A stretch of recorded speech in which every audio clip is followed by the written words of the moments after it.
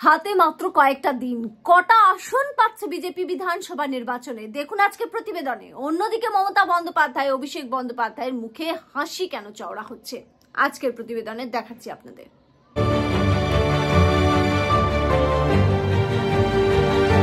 নমস্কার, the public pole breaking নিউজে স্বাগত।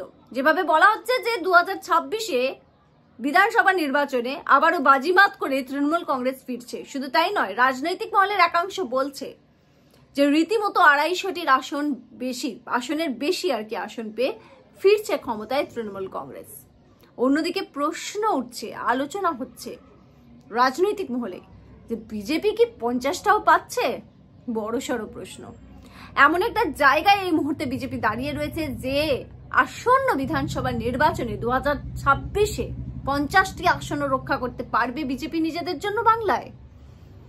অনেকে বলছেন যে কঠিন তাদের জন্য। রাজনৈতিক মহলে আলোচনা যে যথেষ্ট কঠিন, কিন্তু কেন?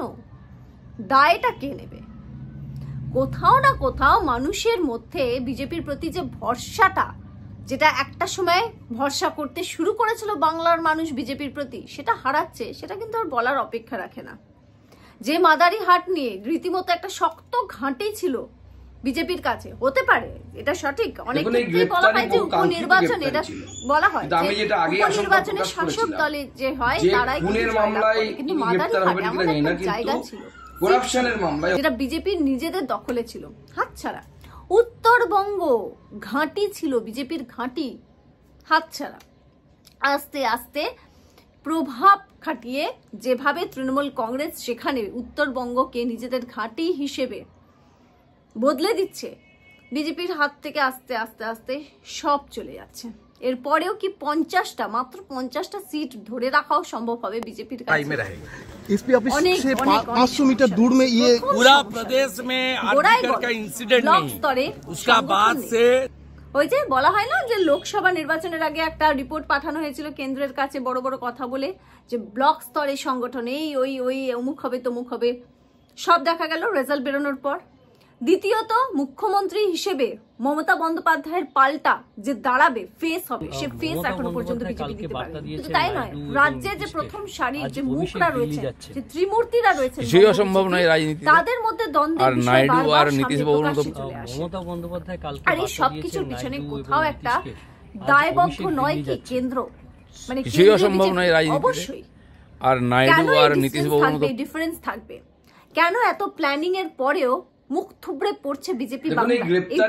যারা দায়িত্বে আছে কেন তাদেরকে করছে? আমি যেটা আগে আশঙ্কা প্রকাশ করেছিলাম, আর এমন ভাবে চলতে মামলায় ইনি গ্রেফতার হবেন কিনা জানি না, কিন্তু করাপশনের মামলায় 2026-এর নির্বাচনে খুব খুব খুব কঠিন লড়াই হচ্ছে। তার কারণ হচ্ছে অন্যদিকে তৃণমূল কংগ্রেস যেভাবে নিজেদের ঘর গুছাচ্ছেন, যেভাবে নিজেদের আন্দোলনটা দেখে দেখে নিজেদেরকে অনেকটাই সামলানোর চেষ্টা করছেন, মানুষ, সেটা কিন্তু আদিবাসী মানুষ, মহিলাদের এই রিসেন্ট যে রদবদলটা হলো, পরে বিজেপি সেটা করেছে, লড়াই করেছে, যে কোনো রাজনৈতিক পার্টি করে এই ধরনের আন্দোলনকে কাজে লাগে। অভিষেক ভার্সেস মমতা, তাদের মধ্যে দ্বন্দ্ব, তাদের মধ্যে দূরত্ব, কিন্তু কি দেখা গেল যে না, মমতা অভিষেক যারা বুদ্ধিমান, যারা রাজনীতির সঙ্গে যুক্ত, তারা এই কথাটা বলছেন যে মমতা অভিষেক বন্দ্যোপাধ্যায় মিলে খুব সুন্দরভাবে 2026-এর প্রিপারেশনটা কিন্তু করে ফেললেন। অবশ্যই ইনি গ্রেফতার হবেন, এবং সেটাই দেখা গেল করাপশনের মামলায় ডক্টর সন্দীপ ঘোষ গ্রেফতার হয়েছে।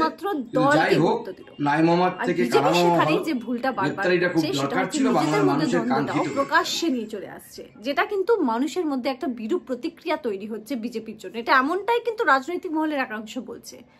আর কেন্দ্রীয় নেতৃত্ব কেন এটা সহ্য করছে? কেন তাদের নিজের দায়িত্বগুলো ভাগ করে দিচ্ছে না? দিলীপ ঘোষের মতো লোককে কাজে লাগানো হচ্ছে না, যাই কারণ থাকুক। আফটার অল দিলীপ ঘোষ যে জেম ছিলেন বিজেপির কাছে, বঙ্গ বিজেপির কাছে, সেটা বলার অপেক্ষা রাখে না। সুতরাং সেই দিলীপ ঘোষকে কেন কাজে লাগাতে পারছে না? কেন বঙ্গ বিজেপির রাশ কেন্দ্রীয় বিজেপির হাতে নেই, বা নিতে চাইছে না, বা গুরুত্বই দিচ্ছে না? আর এই সবকিছুর জন্য কিন্তু আস্তে আস্তে আস্তে মানুষের মনে একটা বিরূপ প্রতিক্রিয়া তৈরি হচ্ছে বিজেপির জন্য।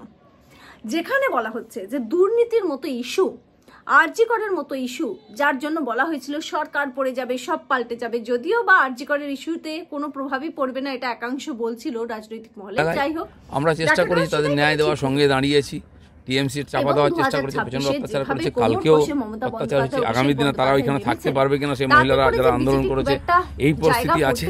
এই যে একটা ঐতিহাসিক ঘটনা এবং মহিলারা আন্দোলন করে সারা দেশের সামনে উদাহরণ সম্ভব না যদি না এখনো পর্যন্ত তারা নিজেদের ভুলগুলো শোধরান। এবং সংগঠন কোথায়, মানুষের পাশে দাঁড়ানো সেই মনোভাব কোথায়? আর কেন্দ্রীয় নেতৃত্বেরও একটা বড় সড়ো খামতির কথা কিন্তু রাজনৈতিক মহল বলছে, সেটা হচ্ছে যে যখনই আক্রান্ত হচ্ছে বিজেপি সাপোর্টাররা, সেই সময় যারা এই ঘটনা ঘটাচ্ছে তাদের বিরুদ্ধে শক্ত হাতে কেন কোনো পদক্ষেপ নেওয়া হচ্ছে না? কোথাও আবার সেটিং নেই তো? এই প্রশ্ন মানুষের মনে এখন উঠছে এই ঘটনাগুলো দেখে। তবে এই প্রশ্ন যদি মানুষের মনে থাকে কিভাবে করবে বিজেপি? কারণ তৃণমূল কংগ্রেসের কাছে সব থেকে বড় হাতিয়ার, যেখানে একটা মহিলা ভোট, সংখ্যালঘু ভোট, সেখানে নিজেরাই যদি এখন ঐক্যবদ্ধ না হতে পারে, নিজেরাই যদি ব্লু প্রিন্টটা ভালো করে তৈরি না করতে পারে বিজেপি, 2026-এ তো ধুয়ে মুছে সাফ হয়ে যাবে। কটা আসন পাবে বিজেপি? 50টা আসনও পাওয়া সম্ভব হবে? বড় সড় প্রশ্ন এটাই।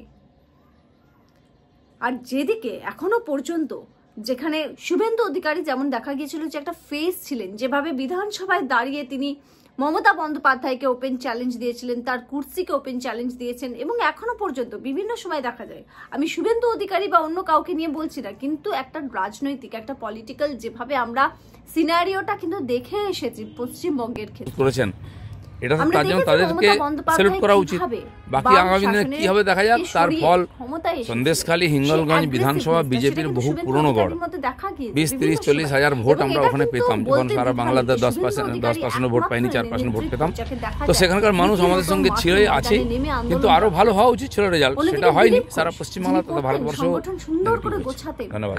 তাকে কোনো দায়িত্ব দেওয়া হচ্ছে না, এবং দায়িত্ব দেওয়াই হচ্ছে না, মানে কোন ঠাসা করা হচ্ছে। যাই হোক, এত সমস্যা যদি নিজেদের মধ্যে থাকে, তাহলে কি 2026-এ মমতা বন্দ্যোপাধ্যায়ের মতো অপোজিশন যেখানে আপনাদের রয়েছে, পারবেন আপনারা? যেখানে বলা হচ্ছে এখনই পর্যন্ত, মানে এখনই বলা হচ্ছে, যেখানে দুর্নীতি বলুন কিংবা আরজিকর ইস্যু, এখনো বার্নিং ইস্যু, এগুলো এখনই বলা হচ্ছে যে মমতা বন্দ্যোপাধ্যায়ের দেখে বা মমতা বন্দ্যোপাধ্যায়ের জন্য 2026-এ মানে 250টার বেশি সিট হাসতে হাসতে পেয়ে তৃণমূল কংগ্রেস ক্ষমতা আবার ক্ষমতায়। সেখানে इस प्रदेश में कोई बेटिया, कोई माँ, कोई दीदी, कोई बहन का सुरक्षा नहीं है। Mamata Banerjee should step down immediately. নিজের অস্তিত্ব কতটা টিকিয়ে রাখতে পারবে এখন, এটাই বড় প্রশ্ন। যেখানে বলা হচ্ছে তৃণমূল কংগ্রেস 250টির বেশি সিট পাবে, সেখানে বিজেপি আদৌ 50টি সিটও ধরে রাখতে পারবে? নিজেদের ভুল থেকে শিক্ষা না নিলে রাজনৈতিক ব্যক্তিত্বরা বলছেন যে সেটাও কিন্তু এবার বড়সড় একটা প্রশ্ন চিহ্ন। আপনাদের মতামত অবশ্যই আমাদেরকে কমেন্ট করে জানাবেন, আর দেখতে থাকবেন the public pole breaking news, জনতার দরবার। ভালো থাকবেন।